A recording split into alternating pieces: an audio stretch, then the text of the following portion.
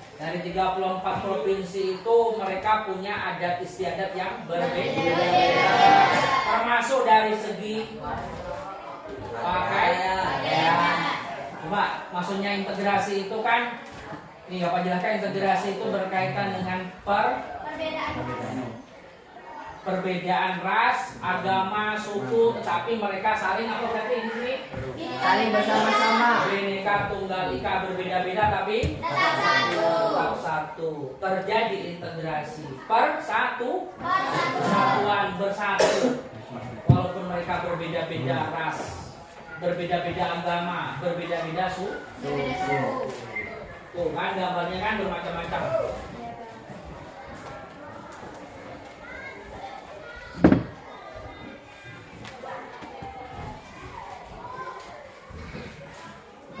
Jadi integrasi itu suatu pola hubungan yang mengakui adanya perbedaan ras dalam masyarakat, tetapi tidak memberikan perhatian khusus pada perbedaan ras tersebut.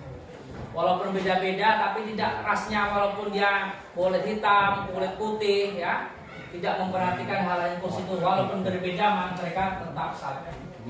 Kemudian yang pluralisme, pola hubungan yang mengakui adanya persamaan hak politik dan hak perdata masyarakat, akan tetapi pola hubungan itu lebih terfokus pada kemajemukan ras daripada pola integrasinya, persatuannya. Dia itu gini, ada masalah multikultural.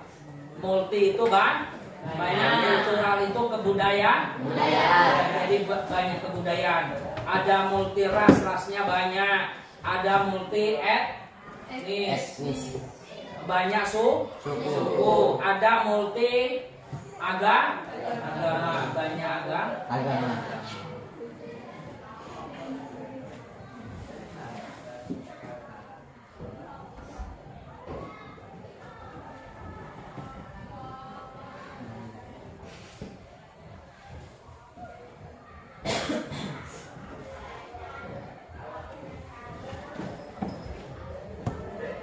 Baik.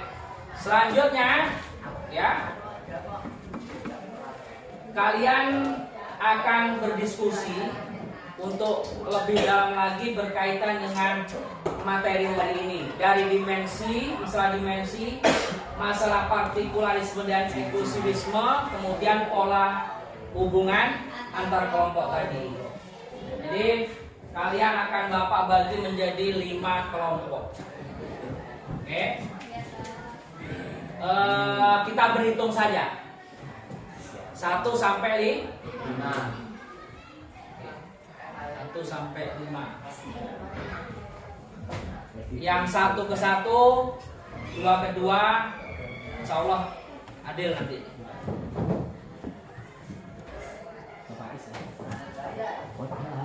Sama bisa nanti ketemu. Oke, hitung yuk. 1, 2, 4, 5, 6, 1, 2, 3, 3.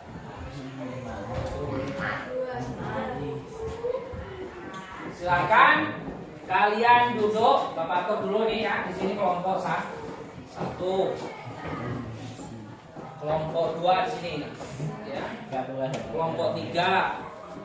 Sini kelompok 4, sini kelompok 5. Yuk, silakan.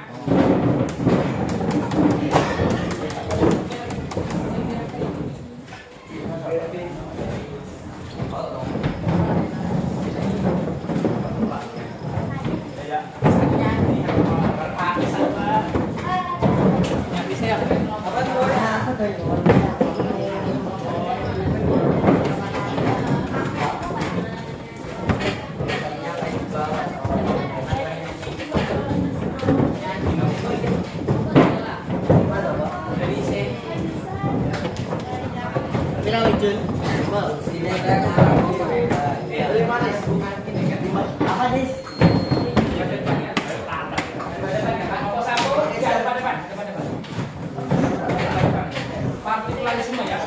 Kelompok 1 yang akan dibahas sama kelompok 1 partikularisme. Kelompok 2 eksklusivisme. Kelompok 3 paternalisme. Kemudian kelompok 4 akulturasi. Kelompok 5 dominasi. Masuk yang rapi ya, yang rapi.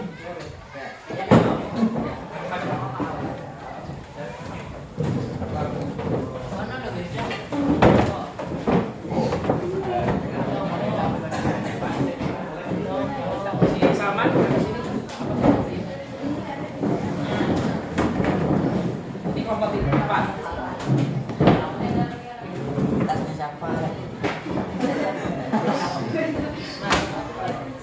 Jadi kelompok-kelompok ini kalian ya.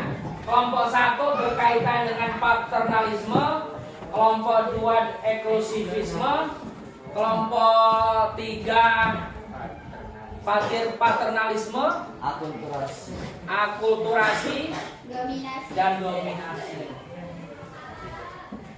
Partikularisme. Silakan kalian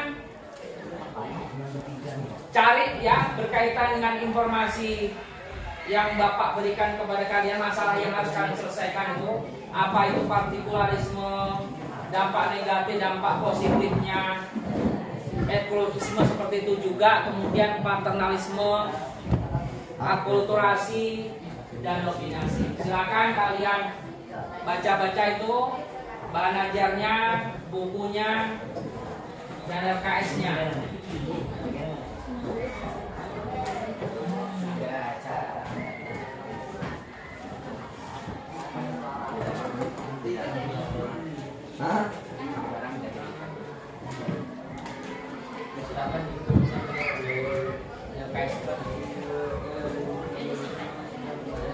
Ya, Pak, ini gimana Pak? lebih kalian cari informasi di apa di sini.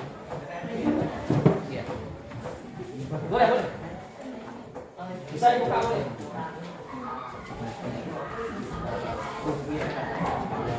Jadi setelah kalian menyelesaikan apa diskusi ini, nanti kalian presentasi.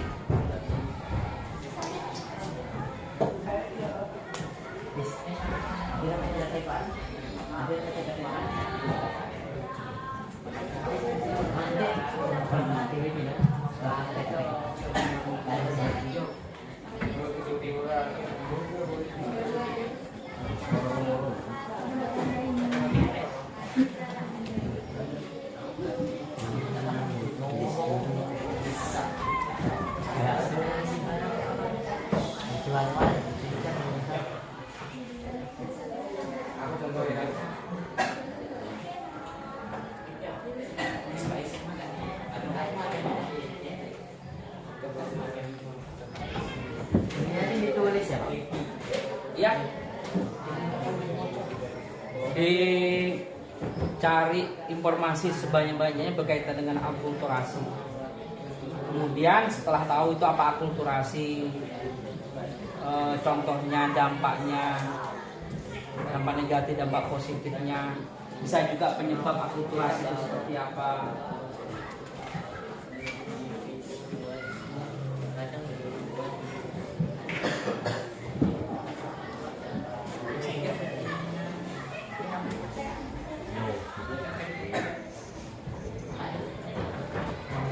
Silakan.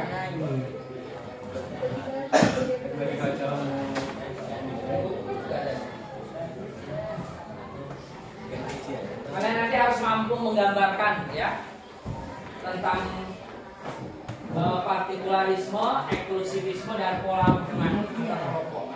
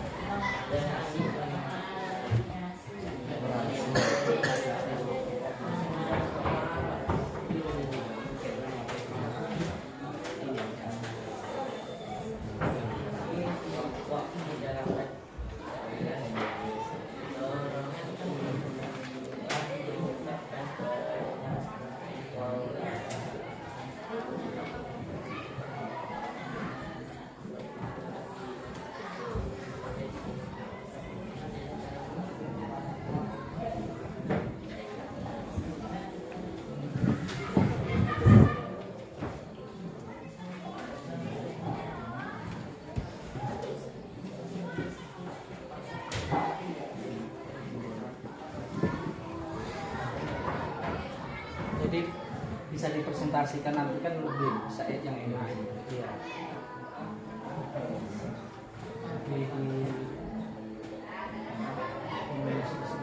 Pokoknya presentasi itu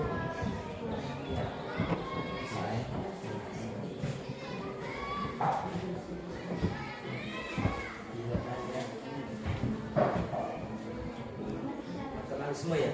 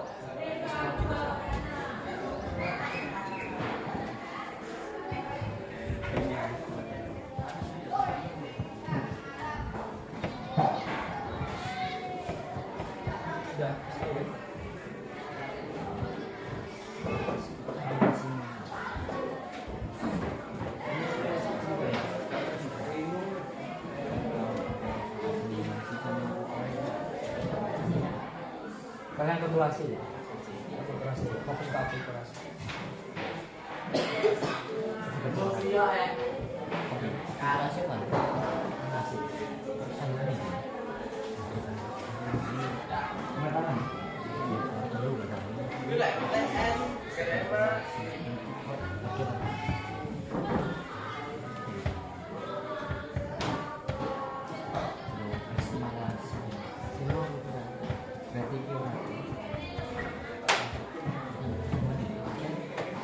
Pengetahuan.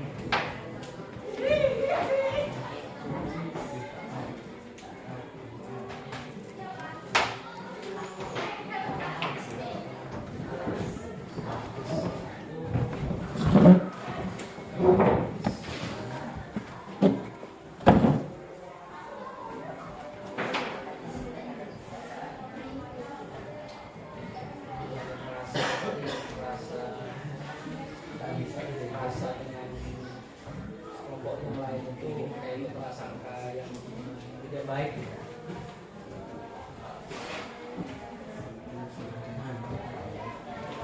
Iya.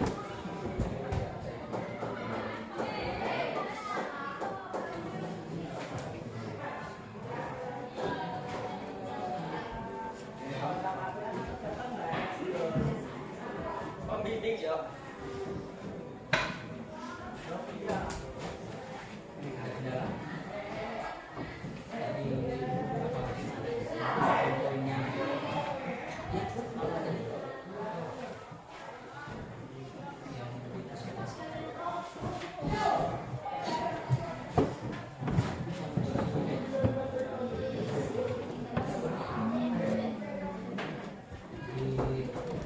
Garis yang penting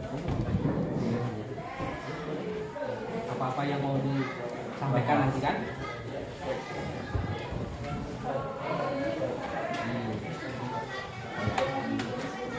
Ya boleh.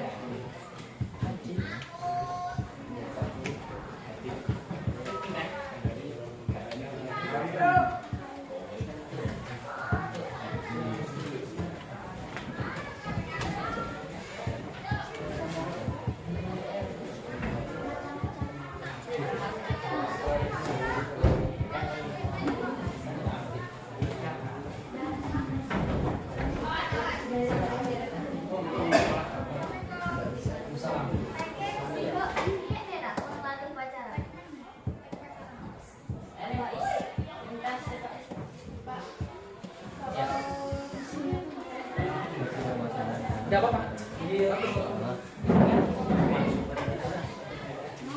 Syukur itu merasa dia yang paling hebat. Itu syukur ya. Dia merasa percaya diri. Syukur ya. Merasa yang paling hebat.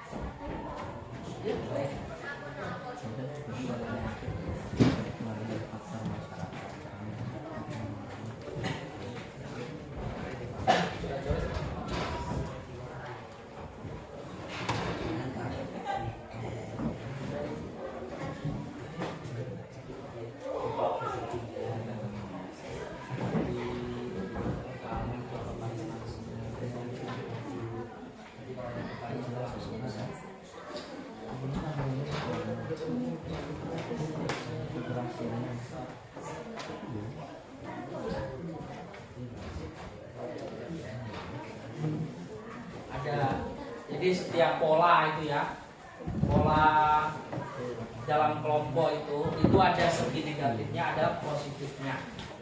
Itu harus cari di situ juga ya. Ya. Nah, faktor itu kekuasaannya secara penuh.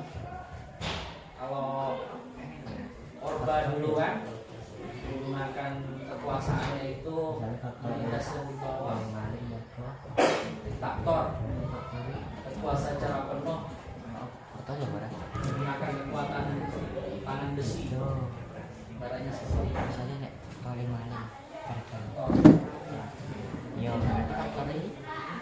ya, pergerakan membebaskan gerakan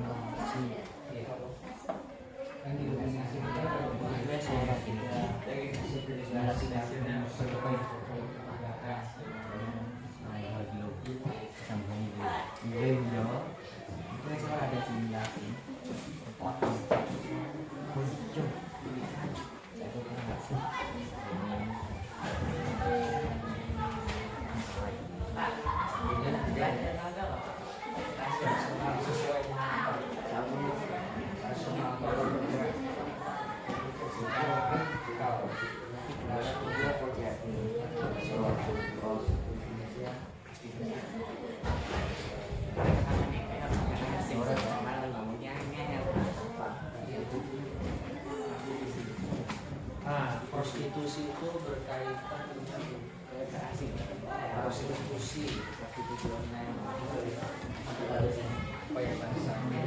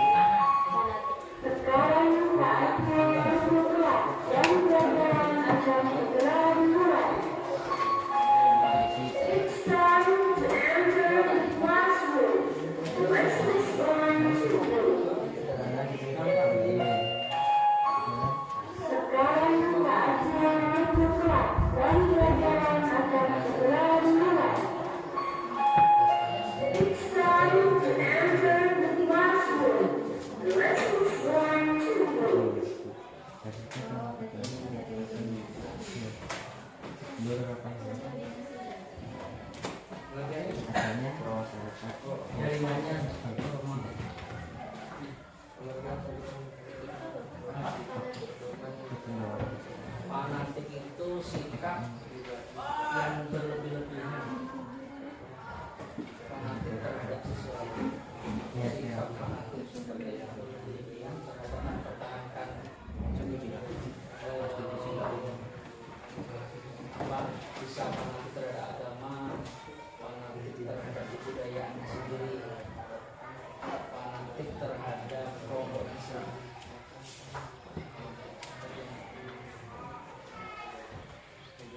Pak, heterogen.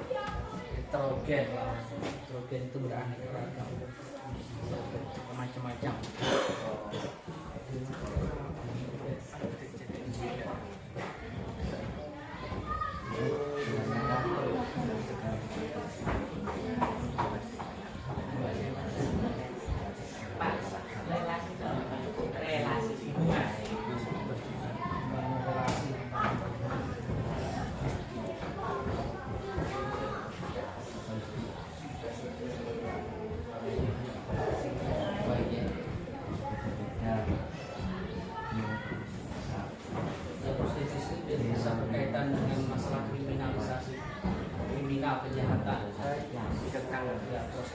main kayak misalnya judi itu kaitannya dengan prostitusi juga. Kriminal.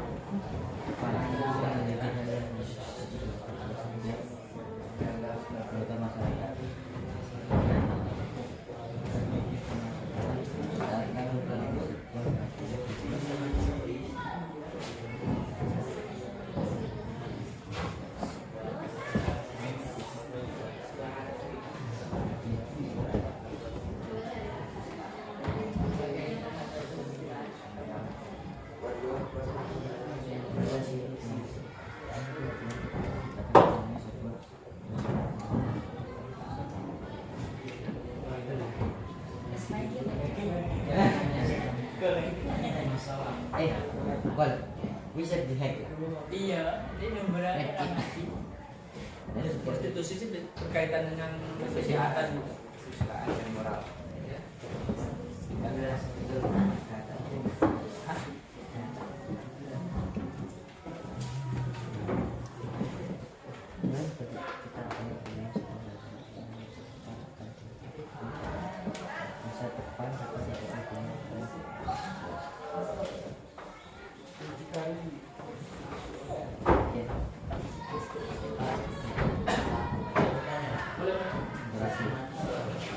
Sistematis itu kalau bicara terus tersusun sistematis.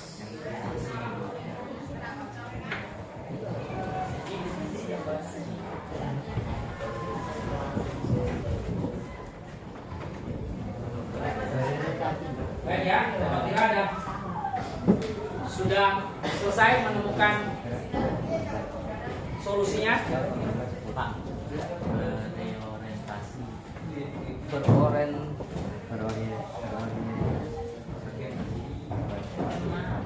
Berpikir ke masa depan, berorientasi ke masa depan. Jadi orientasi atau tujuannya ke masa depan, orientasi. Kayak misalnya kita kan mau masuk nanti di sekolah itu kan ada masa orientasi, bisa jadi orientasi ke masa depan, tujuannya, atau juga orientasi itu pengenalan. Bisa.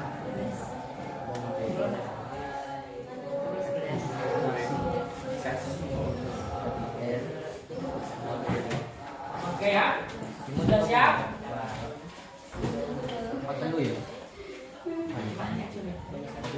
Kelompok 1 sudah. Kelompok 2, kelompok 3 siap. Kelompok 4 Sedikit lagi, Pak. sedikit lagi. Kelompok 5 sedikit lagi. Baik, 1 menit lagi ya.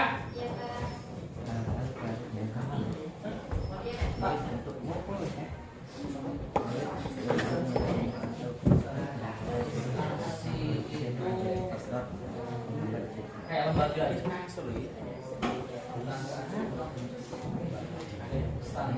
sakit, instansi hukum, instansi pemerintahan gitu. Ya. Apa? Sterilisasi.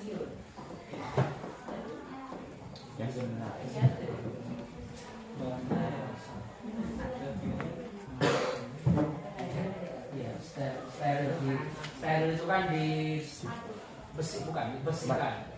Steril. Sterilisasi. Misalnya kalau ada tempat yang mau dikunjungi sama presiden, tempatnya sterilisasi dulu dari ancaman-ancaman.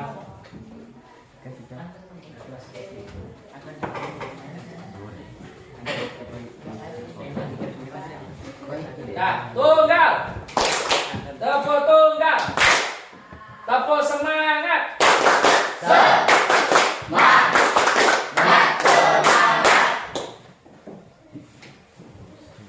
Baik. Dari kelima kelompok Alhamdulillah kalian sudah menyelesaikan diskusinya. Nah, sekarang kalian mempertanggungjawabkan dari hasil perbuatan kalian. Untuk presentasi ke depan, nanti silakan kelompok yang lain mencermati, kemudian kalau ada yang perlu ditanyakan ditanyakan.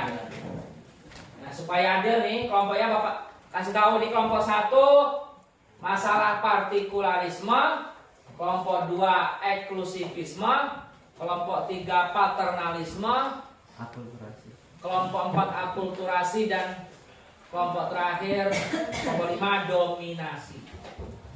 Siapa yang mau maju ke depan? Kita berurut aja ya. Ya Pak. Dari kelompok 1 terlebih dahulu, silakan.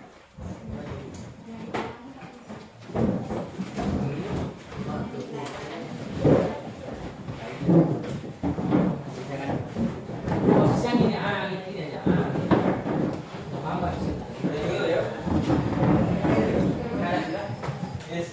Miring aja nggak apa-apa.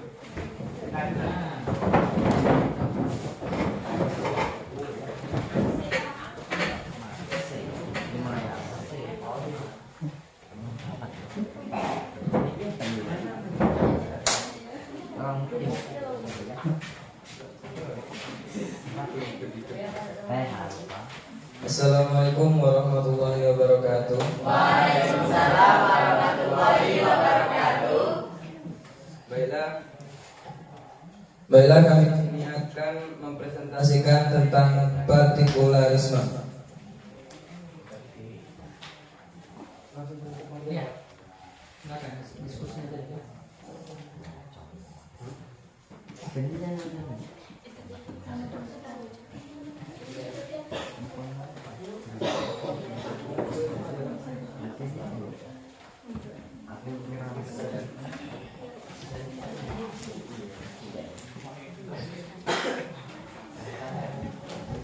Pengertian partikularisme.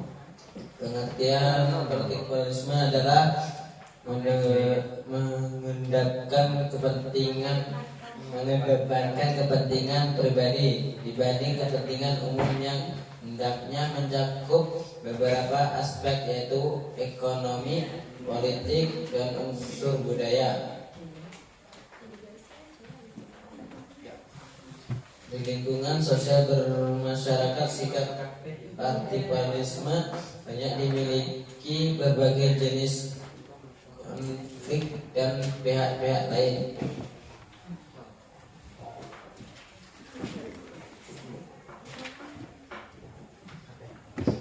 Orang yang menerapkan partikularisme dalam kehidupan sehari-hari maka akan melakukan beberapa hal seperti mementingkan kepentingan pribadi, mobilitas tinggi, selalu berpikir rasional, menggunakan logika, dan menghubungkan segala macam teknologi.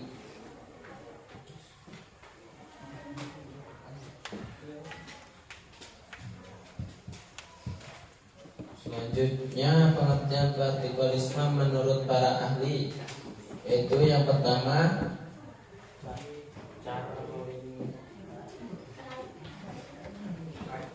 Charlie Craig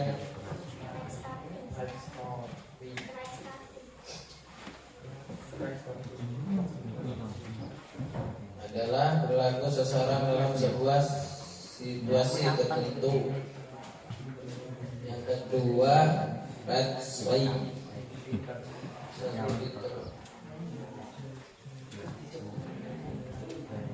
yaitu apabila dilihat dari makna sifat adalah individu, pribadi, khusus, istimewa, luar biasa, pemilih tertentu, dan sangat hati-hati.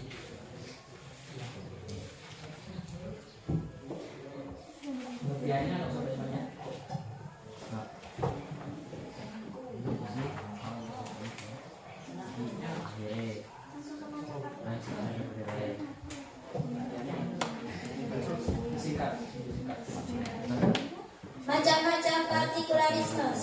Sejarah. Sejarah adalah masyarakat yang dipengaruhi oleh masa lalu. Manusia dalam perkembangannya terbentuk dari jalur yang berbeda sesuai dengan keadaan masing-masing individu. 2. Multikultural. Multikultural berkaitan dengan keyakinan yang dimiliki bahwa tidak ada arti budaya yang dapat diakui secara bersama-sama.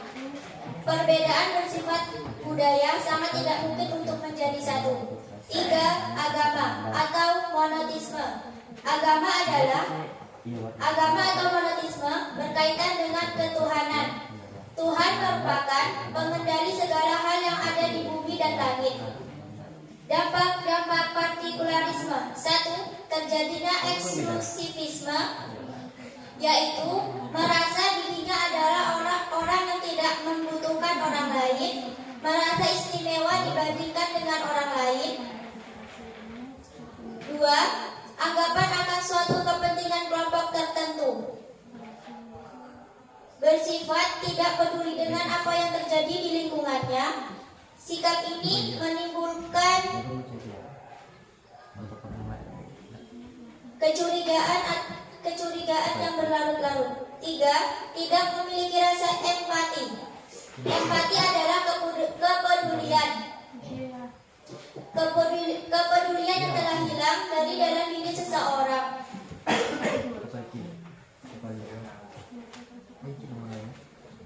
Rasa empati tidak akan muncul dengan sikap yang bodoh amat, bahkan tidak memperhatikan apa yang terjadi di masyarakat. 4. Meningkatkan iman kepada Tuhan. Kewajiban individu untuk meyakini hal tersebut membuat seseorang akan semakin yakin. 5. Bersifat egois. Egois adalah memprioritaskan dirinya.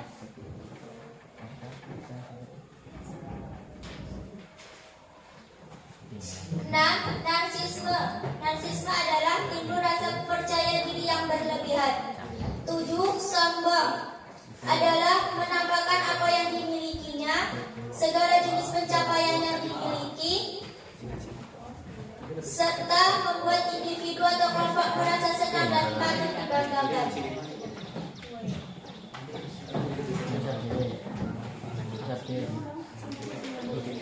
Nah, di samping pengertian tersebut ada beberapa contoh partikularisme. Yang pertama adalah sebuah kelompok yang mementingkan orang yang dia kenal daripada orang lain. Nomor 2, memperkerjakan karyawan yang berasal dari daerahnya. Ketiga, ada yang mengharuskan pernikahan suatu suku. 4. Seseorang yang ingin dianggap paling benar. 5. Orang yang pilih-pilih dalam berteman. 6.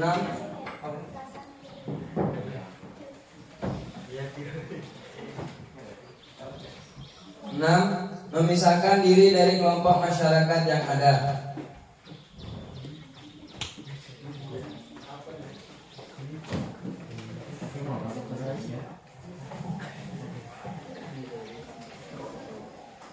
Kesimpulan dari partikularisme adalah dari penjelasan yang dikemukakan dapatlah dikatakan bahwa partikularisme memang lebih pada mementingkan kepentingan pribadi.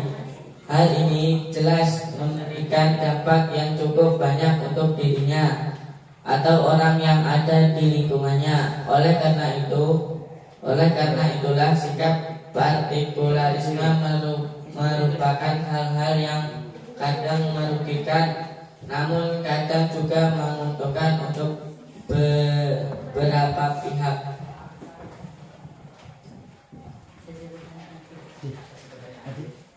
Apakah ada yang ditanyakan?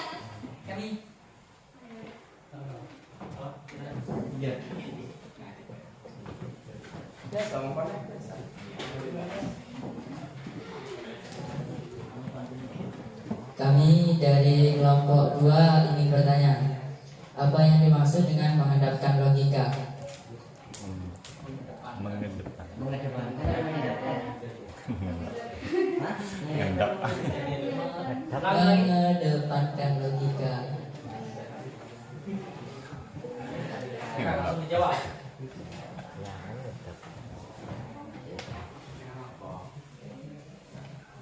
Beri aplaus dulu kepada takut yang bertanya.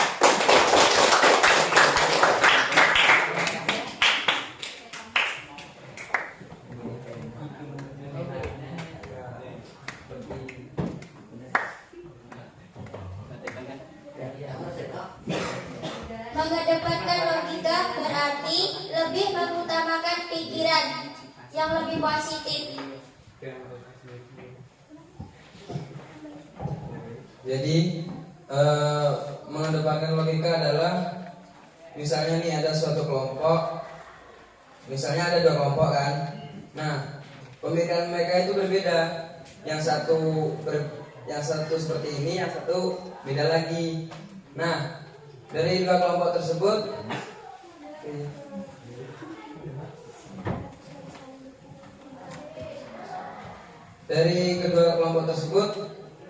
saling mengedepankan pikiran mereka sendiri-sendiri. Terus kan sudah didapatkan logikanya semua. Terus pikiran mereka mau diapakan logikanya? Kan pendapat mereka beda-beda.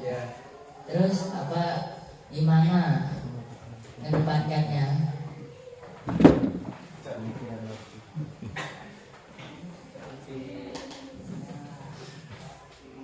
Berpikirnya itu lebih kepada akal daripada emosi. Mengedepankan Nah, dalam penyelesaian. cara penyelesaian mereka itu berbeda-beda. Yang satu itu lebih mengedepankan pikiran atau akalnya dibandingkan emosi. Beri aplaus untuk kelompok 1.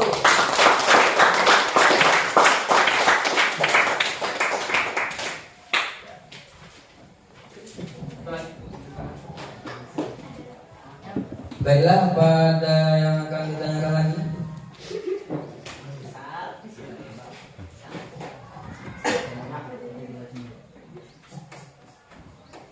Baiklah, kami dari kelompok 5 ingin bertanya. Apa dampak positif dari partikularisme? Dampak positif dari partikularisme meningkatkan iman kepada Tuhan Yang Maha Esa,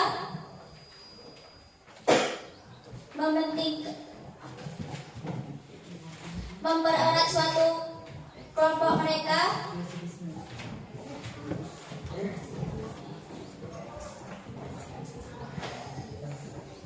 Jadi manfaat yang diberikan oleh partikularisme adalah suatu kelompok tersebut akan memiliki hubungan yang lebih erat. Namun di satu sisi hubungan kelompok tersebut dengan kelompok yang lain tidak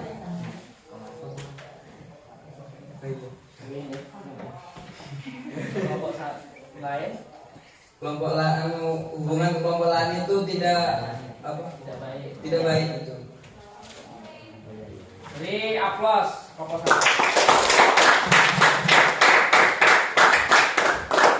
Merasa cukup untuk kelompok 1? Baiklah, cukup sekian presentasi dari kami. Kurang lebihnya mohon maaf yang sebesar-besarnya. Kami akhiri dengan ucapan wabillahi taufiq wal hidayah. Wassalamualaikum warahmatullahi wabarakatuh. Waalaikumsalam warahmatullahi wabarakatuh. Siap.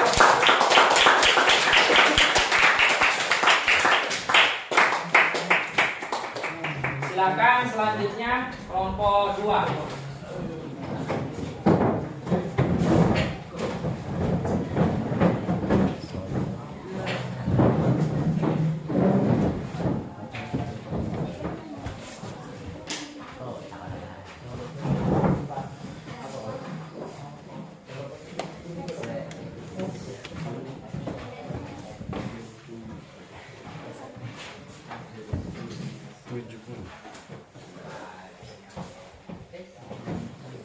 Assalamualaikum warahmatullahi wabarakatuh. Waalaikumsalam warahmatullahi wabarakatuh. Kami dari kelompok 2 ingin mempresentasikan sedikit tentang eksklusivisme. Pengertian eksklusivisme. Eksklusivisme adalah suatu paham yang mempunyai kecenderungan maupun adanya keinginan untuk merangkap mengaleniasi diri dari masyarakat. Faktor penyebab berkembangnya eksklusivisme. Yang pertama, munculnya kesenjangan sosial, adanya kecemburuan sosial, timbul anggapan tidak sesuai dengan kepribadian seseorang, adanya perbedaan tekanan dari orang-orang sekitar, adanya trauma masa lalu, dan perkembangan teknologi.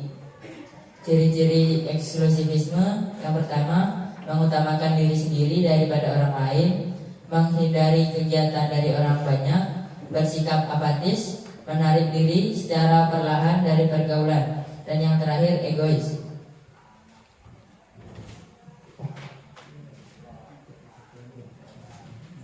Bentuk-bentuk eksklusivisme. Yang pertama, bidang keagamaan. Yang kedua, bidang kebudayaan. Contoh eksklusivisme. Yang pertama, masyarakat Jerman dikenal dengan gaya kepemimpinannya yang diktator. Dampak positif eksklusivisme. Yang pertama, timbulnya keadaan yang ketertutupannya tetap bertahan di dalam kelompoknya, menganggap kelompoknya yang paling baik dari yang lain, memiliki kemampuan untuk membedakan dirinya kepada masyarakat luar, adanya keyakinan yang teguh. Dampak negatif, sulit terpengaruh dengan budaya lain, berkembangan cenderung statis dan mandek, rawan terjadi konflik dalam kelompok.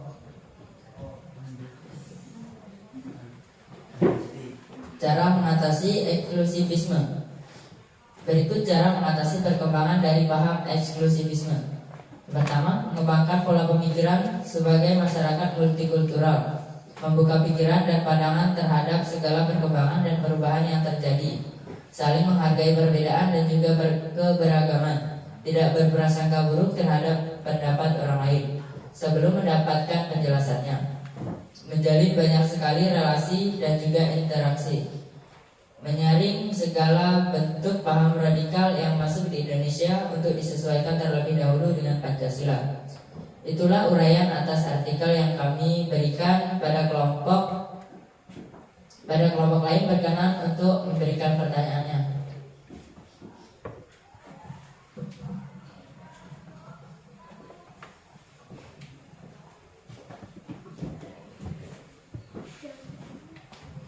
Ya, siapa yang bertanya? Yang menanggapi?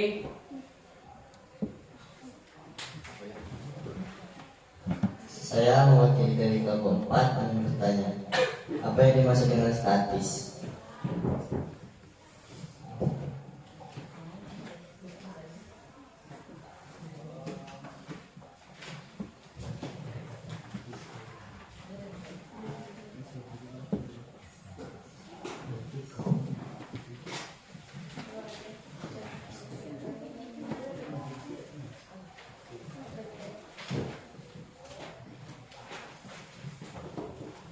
Statis. Jadi kaitannya tadi dengan eksklusivisme ya, kelompoknya jadi statis.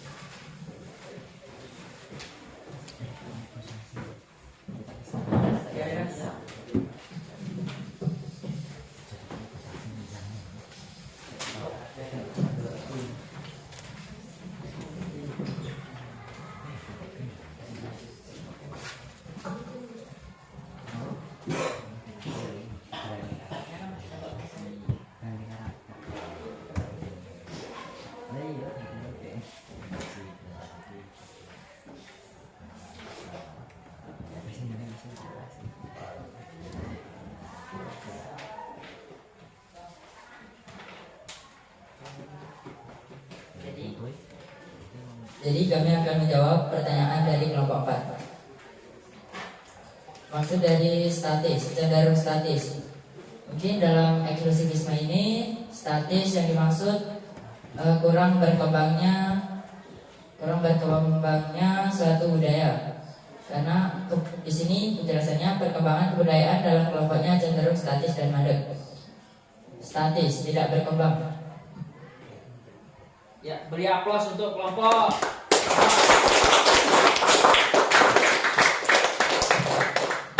Kembang atau tetap ya. Posisi yang tetap.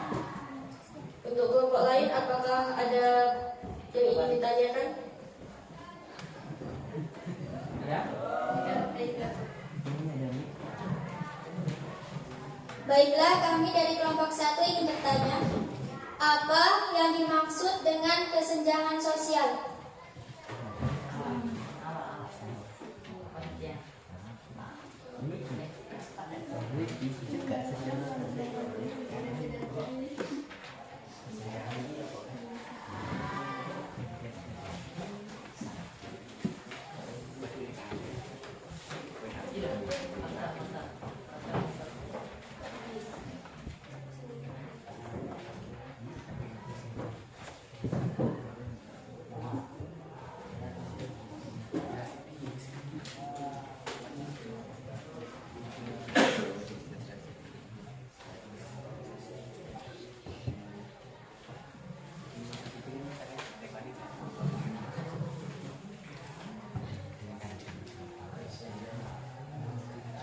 Jadi kesenjangan sosial itu adalah suatu kerenggangan sosial yang terjadi pada kelompok masyarakat tersebut. Ya, ada perbedaan senjang ya. Ada yang kelompoknya itu mempunyai istilahnya di bawah, ada kelompok yang di atas. Kesenjangan betul. Beri aplaus untuk kelompok 2. Ada yang mau tanya lagi? Bapak kira cukup ya? Silakan ditutup. Baiklah, semoga apa yang kami sampaikan dapat bermanfaat bagi kita semua. Kami mohon maaf apabila tadi terdapat kesalahan maupun kekurangan. Kami akhiri dengan ucapan wassalamualaikum warahmatullahi wabarakatuh. Ya, aplaus untuk kelompok 2. Selanjutnya kelompok 3, silakan maju.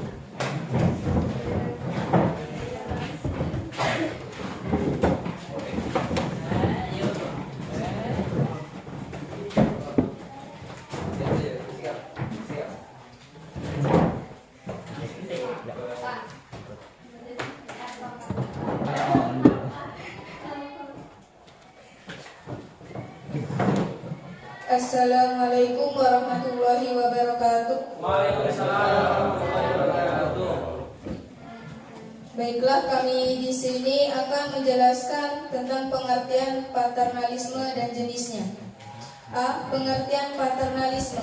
Paternalisme menurut Kamus Besar Bahasa Indonesia atau KBBI adalah sistem kepemimpinan yang berdasarkan hubungan antara pemimpin yang dipimpin, seperti hubungan antara ayah dan anak. Tipe pemimpin paternalisme itu banyak. Salah satunya pemimpin bertindak sebagai bapak. Segala keputusan ada di tangan pemimpin. Pemimpin memperlakukan bawahannya sebagai orang yang belum dewasa. Ada faktor yang disebabkan oleh paternalisme. Salah satunya yang paling sering ditemukan di masa sekarang adalah pada kehidupan masyarakat yang komunalistik. Dalam konteks hubungan antar kelompok, paternalisme adalah suatu bentuk dominasi kelompok ras pendatang atau kelompok ras pribumi. Dalam paternalisme, orang-orang di dalamnya cenderung menurut dan tunduk pada atasannya tanpa memiliki inisiatif untuk mengembangkan diri.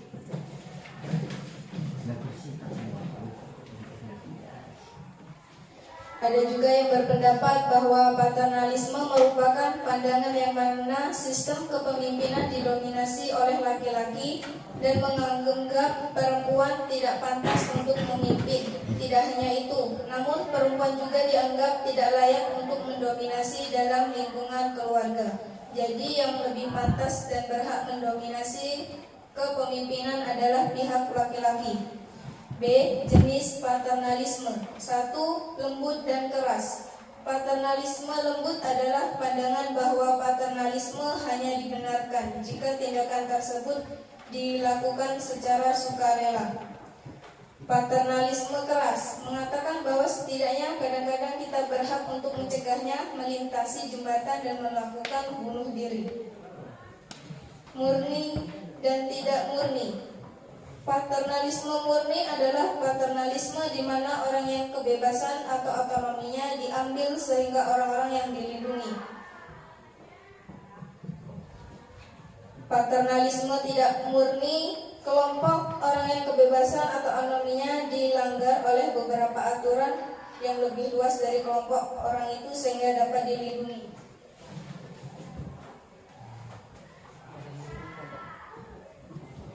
Moral dan kesejahteraan. Paternalisme moral adalah paternalisme yang dibenarkan untuk mempromosikan moral yang baik dari seseorang walaupun kesejahteraan mereka tidak membaik. Baik, ada yang ditanyakan?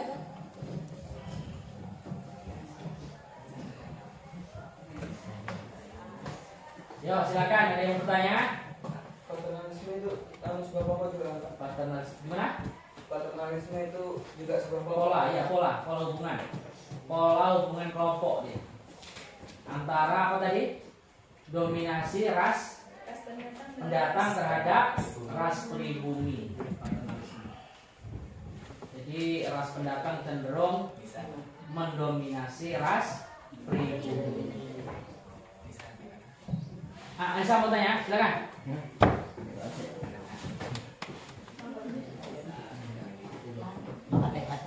Baiklah, kami dari kelompok 5 ingin bertanya. Contoh dari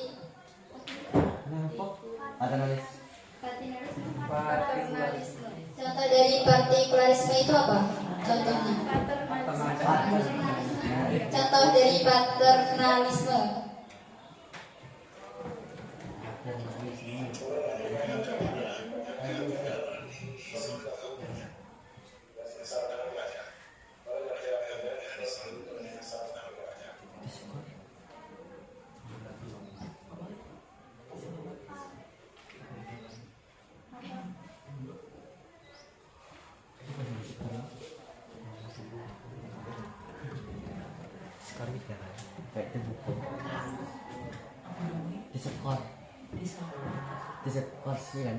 Ya, apa tadi? Contoh?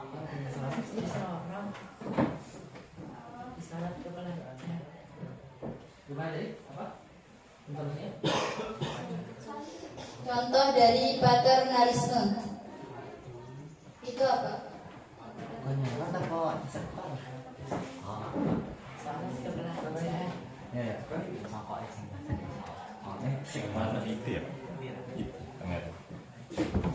Jadi contoh dari paternalisme itu seperti penjajahan Belanda yang menjajah di Indonesia.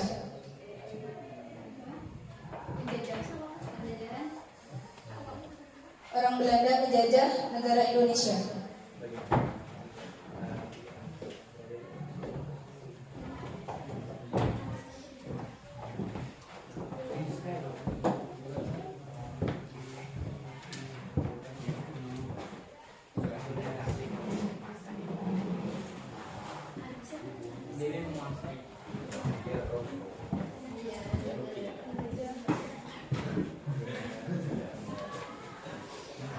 Penjelasannya paternalisme Karno contoh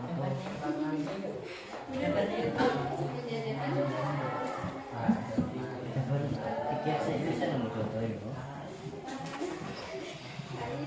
Ya, contohnya itu tadi. Apa? Jadi apa tadi? Disuruh mencontohkan apa itu contoh dari paternalisme. Penjajahan Belanda atas pribumi Indonesia. Aplaus. Jadi dominasi antara kelompok ras pendatang dengan ras pribumi. Oke, ada lagi? Saya Pak. Silakan. Saya dari kelompok 4 ingin bertanya, apa yang dimaksud dengan komunalistik?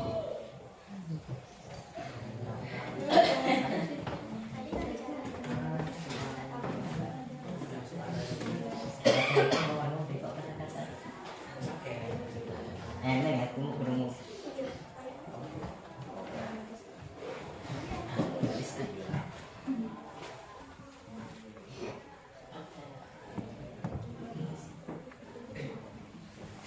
lainnya boleh membantu ya. Kelompok yang lain tetap boleh membantu. Komunalistik.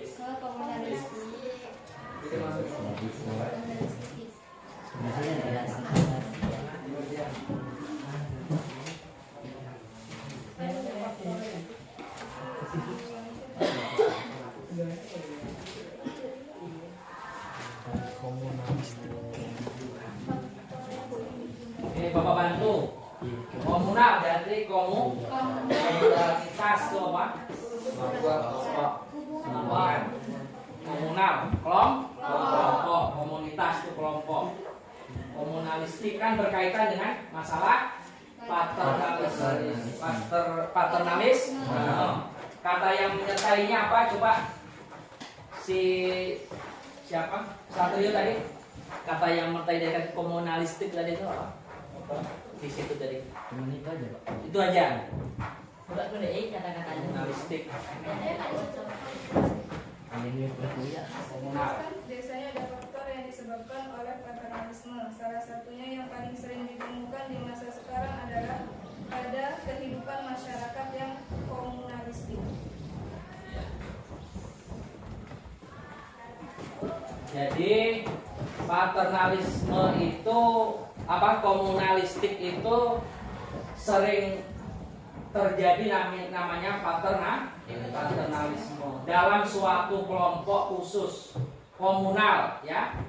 Nah, sehingga dalam satu kelompok tersebut itu ya terjadi namanya paternalisme tadi itu. Ada yang mendominasi, menguasai.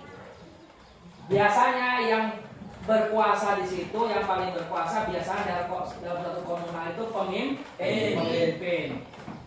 Ya, dalam suku-suku tertentu yang punya hanya kelompok yang tersendiri, menyendiri kelompoknya. Jadi dia mampu menguasai orang-orang yang ada di bawahannya.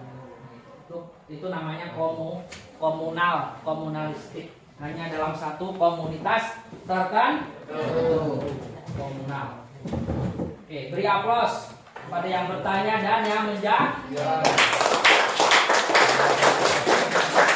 Cukup ya? Silakan ditutup. Cukup sekian penjelasan dari kami akhiri. Wabillahi taufiq wal hidayah. Wassalamualaikum warahmatullahi wabarakatuh. Waalaikumsalam warahmatullahi wabarakatuh.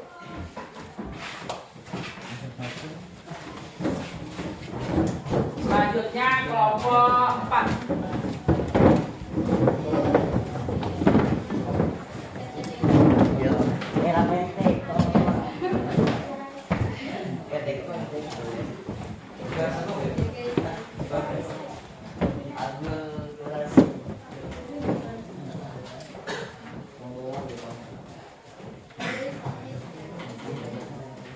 Assalamualaikum warahmatullahi wabarakatuh.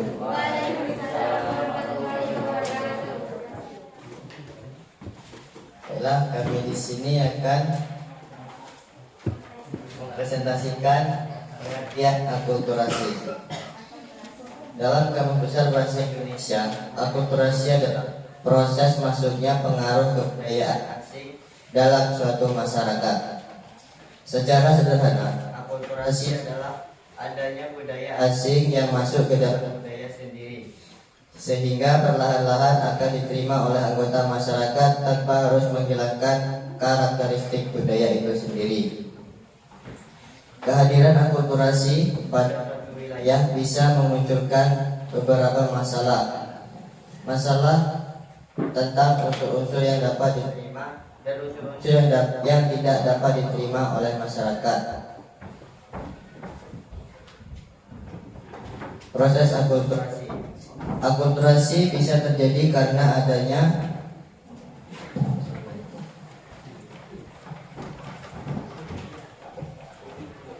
Akulturasi bisa terjadi karena adanya pencampuran budaya sendiri dengan budaya asing. Akulturasi ini bisa terjadi di berbagai macam bidang seperti kuliner, arsitektur, sebuah gedung, dan lain-lain. Maka dari itu, proses akulturasi ini dapat dikatakan sebagai pencampuran dua budaya atau lebih, sehingga bisa memunculkan budaya yang baru.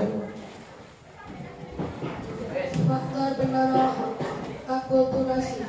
Dalam proses akulturasi tidak bisa dilepaskan dari faktor-faktor pendorong.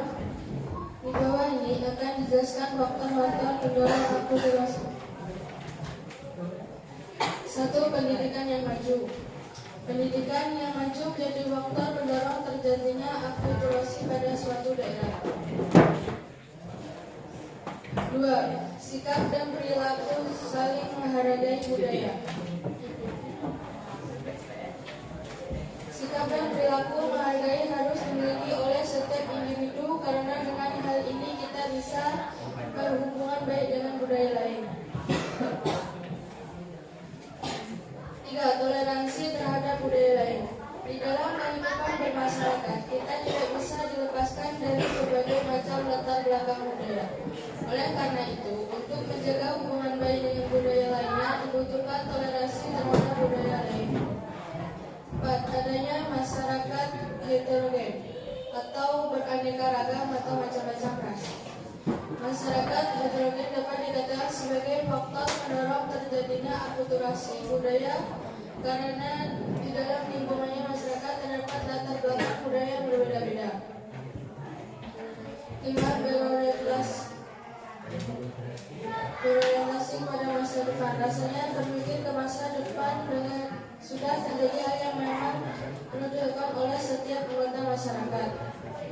Dengan berpikir ke masa depan, kita akan memulai sebuah rencana sehingga masa depan dapat dihadapi oleh dengan sepenuh kesiapan.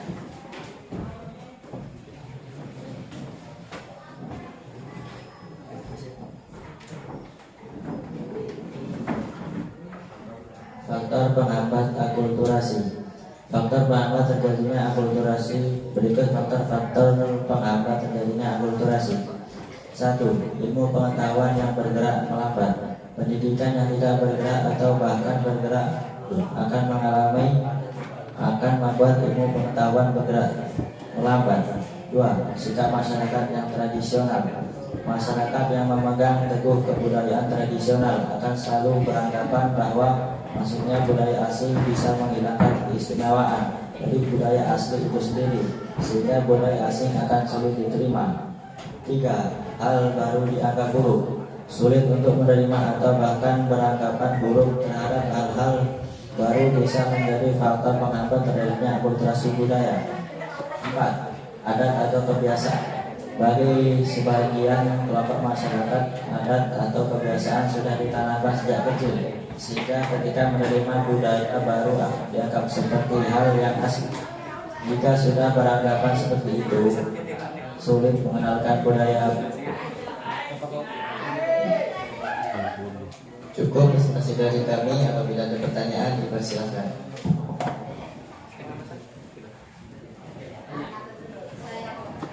Anissa, silakan.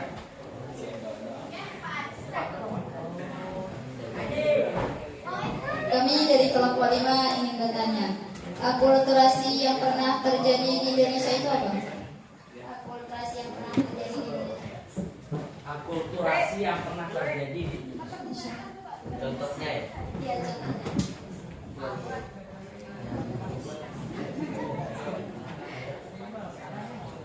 Contohnya itu bisa dimasukkan dalam arsitektur. Misalnya, sudah ada sebuah masjid, namun saya tidak tahu nama masjidnya tersebut di Jakarta. Masjid tersebut tercampuri oleh budaya asing dari budaya Jepang, dan arsitektur tersebut bercampur dari Indonesia dan Jepang. Jadi percampuran antara arsitektur Indonesia dengan Jepang.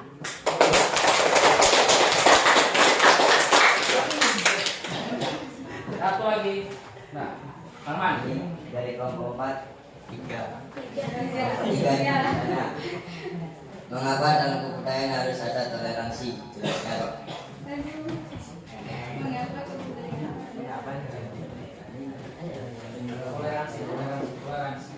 Mengapa dalam kebudayaan harus ada toleransi? Jelaskan.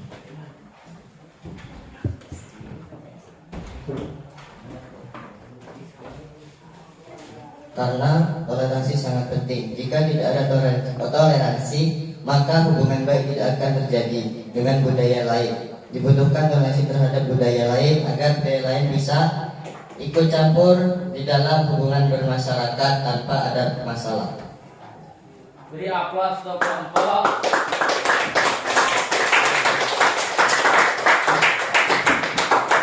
Jadi toleransi dalam kebudayaan itu bisa juga menimbulkan tadi itu akulturasi, ya. Kalau tidak ada toleransi, akulturasi antara budaya satu dengan budaya yang lain tidak akan terjadi. Kan dia percampuran kebudayaan. Nah, silakan tutup. Cukup sekian presentasi dari kami. Bila dari terdapat kesalahan dan kekurangan, kami mohon maaf. Assalamualaikum warahmatullahi wabarakatuh. Waalaikumsalam warahmatullahi wabarakatuh. Beri aplaus untuk kelompok 4. Ini terakhir harus lebih semangat. Kalau bisa ada pantun.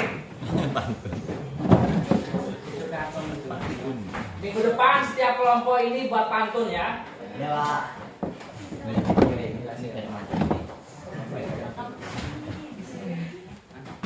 Assalamualaikum warahmatullahi wabarakatuh. Mengucapkan salam adalah sunnah, menjawab salam adalah wajib. Maka jawablah salam kami dengan semangat. Assalamualaikum warahmatullahi wabarakatuh. Waalaikumsalam warahmatullahi wabarakatuh. Baiklah, kami kelompok 5 akan mempresentasikan tentang dominasi. Menurut Kamus Besar Bahasa Indonesia, dominasi adalah penguasaan oleh pihak yang lebih kuat terhadap yang lebih lemah, baik dalam bidang politik, militer, ekonomi, perdagangan, olahraga, dan sebagainya. Penyebab terjadinya dominasi adanya sikap manusia, yaitu free will, dan kehendaknya untuk menguasai pihak lainnya. Meskipun sudah dibatasi oleh kesepakatan dan peraturan-peraturan yang ada, namun hal tersebut tidak menghilangkan sifat manusia dasar tadi. Untuk mewujudkan hal tersebut, beberapa orang kemudian berkumpul dan membentuk sebuah kelompok guna mendapat kekuasaan dan dukungan untuk bertindak.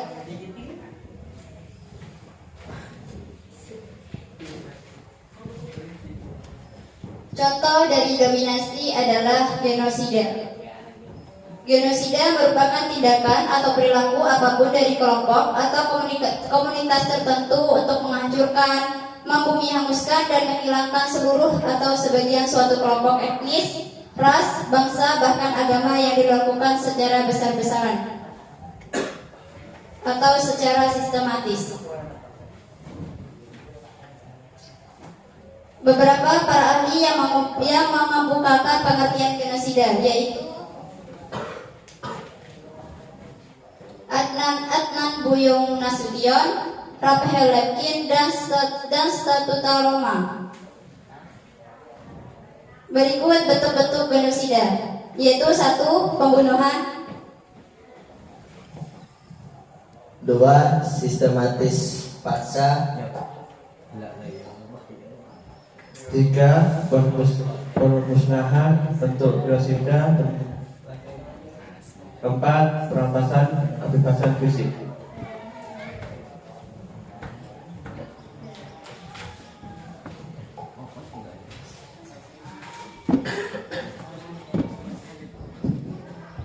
peristiwa genosida yang pernah terjadi di dunia adalah pembantaian bangsa Helvetia oleh Julius Caesar pada abad ke-1 sebelum Masehi, dan pembantaian bangsa-bangsa India di benua Amerika oleh para penjajah Eropa semenjak tahun 1492. Baiklah, kami buka sesi pertanyaan.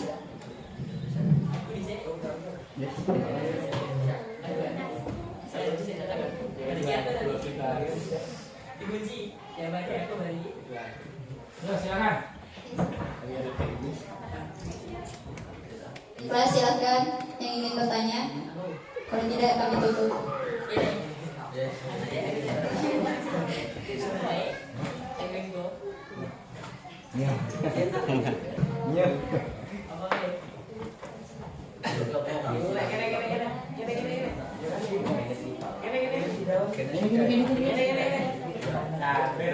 Kami dari kelompok 2 yang bertanya, berikan contoh dominasi pada masa sekarang ini. Dominasi Pada masa sekarang ini.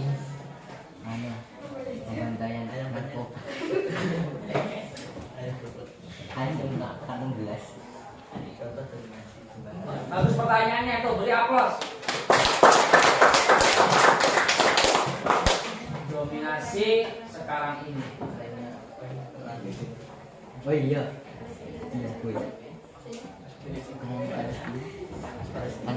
Baiklah, kami di sini akan menjawab untuk contohnya peristiwa perbelanjaan yaitu pada peristiwa Ukraina musuh Palestina.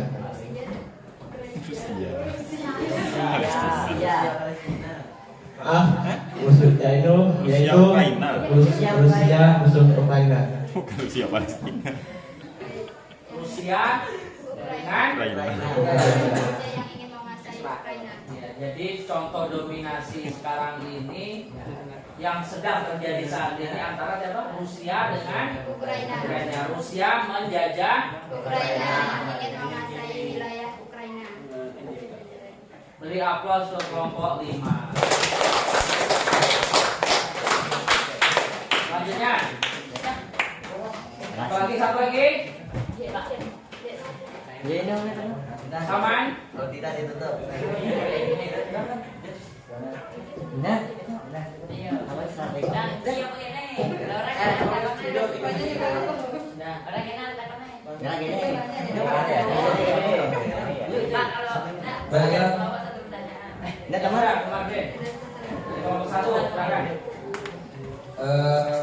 Kami dari kelompok 1 ingin bertanya. Tadi kan contoh dominasi sekarang adalah peperangan antara Rusia dan Ukraina. Nah, bagaimana jika Anda berada di posisi Ukraina?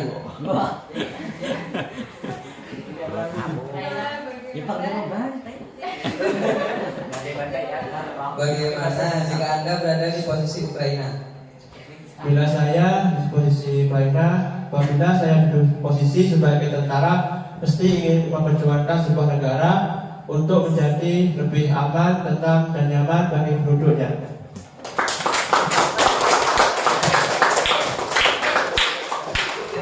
Terima kasih. Bapak Hasan cukup. Silakan.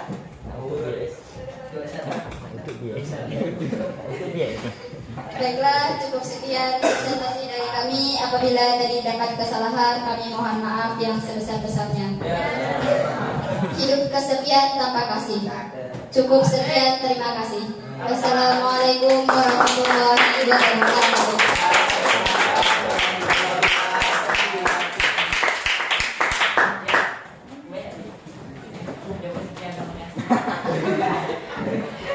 Ya, posisi duduk tetap seperti itu saya dengan kelompoknya ya. Baik, alhamdulillah kita sudah menyelesaikan presentasi kalian. Bapak apresiasi, Bapak ucapkan terima kasih, kalian hari ini luar biasa.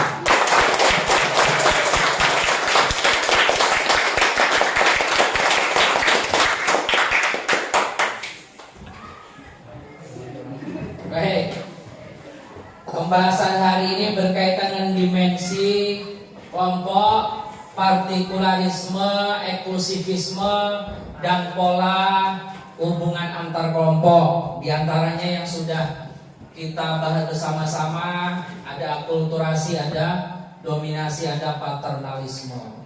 Oke.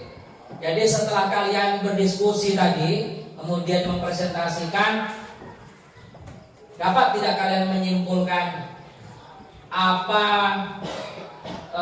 hasil pembelajaran kita hari ini, kesimpulan dari pembelajaran kita hari ini?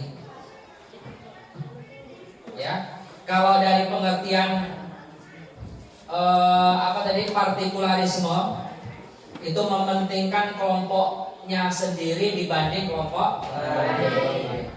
Kalau eksklusivisme ingin memisahkan diri terhadap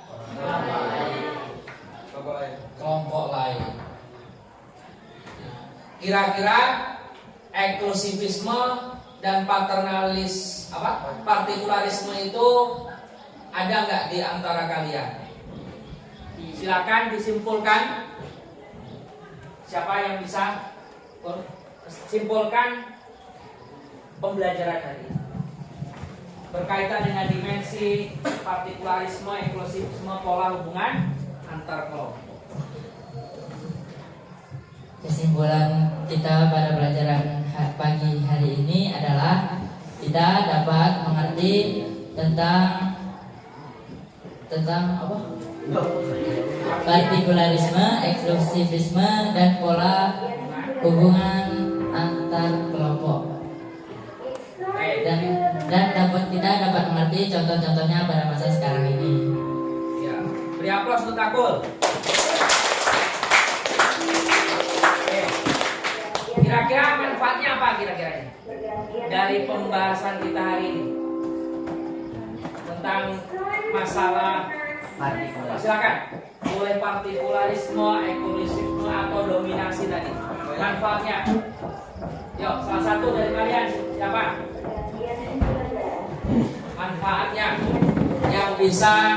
Manfaat yang bisa kita petik dari pembelajaran kita hari ini. Ya, Anissa.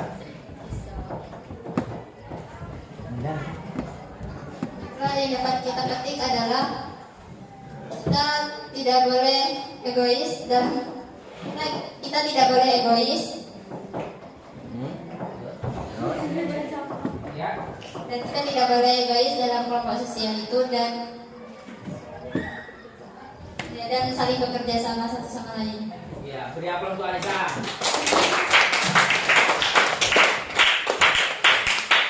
Oke. Jadi sangat besar sekali ya manfaat pembelajaran kita hari ini.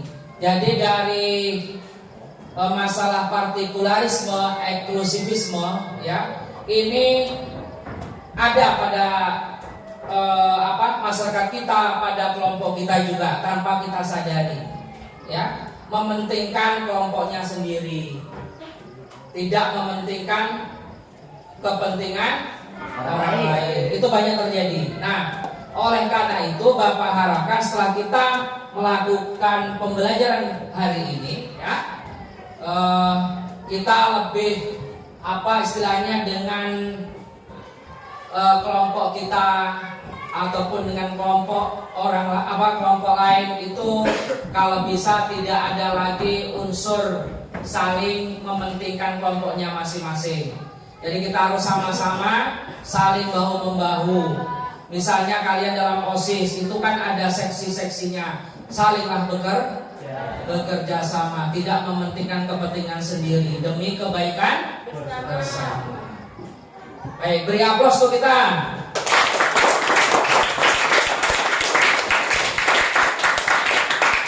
Bapak rasa pembelajaran kita hari ini sudah cukup baik, ya. Kedepannya lagi ini Bapak lihat memang dari penguasaan materinya, ya. Jadi untuk pertemuan berikutnya materi itu tolong betul-betul dipelajari, disiapkan, ya. Di rumah harus kalian tetap belajar. Belajar itu tidak hanya di sekolah, tapi di rumah juga belajar. Dengan cara apa? Membaca. Ingat, ilmu membaca itu adalah pintu dari ilmu. Kalau kita ingin mendapatkan ilmu, berarti harus membaca. Literasi, ya, membaca, menulis itu sangat penting sekali. Baik, untuk pertemuan berikutnya kita akan membahas masalah dinamika kelompok sosial. Ya.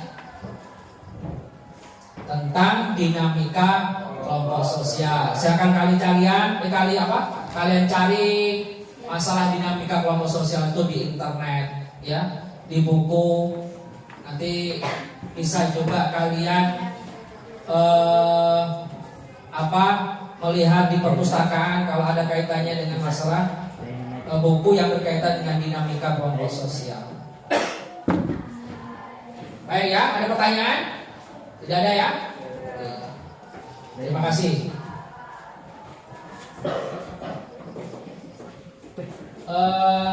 Sebelum kita tutup pembelajaran hari ini, silakan Bapak minta tolong dari salah satu kalian bergantian untuk memimpin doa hari ini. Silakan Komar.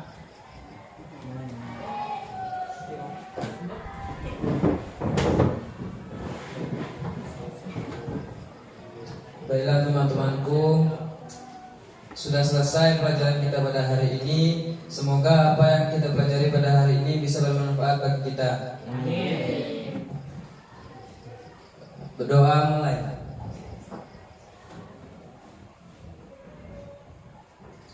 Doa selesai. Baik, terima kasih Nakomar. Jangan lupa ya, minggu depan kita akan membahas masalah dinamika kelompok sosial. Marilah kita tutup bersama-sama dengan alhamdulillahirabbil alamin. Bapak akhiri, wassalamualaikum warahmatullahi wabarakatuh.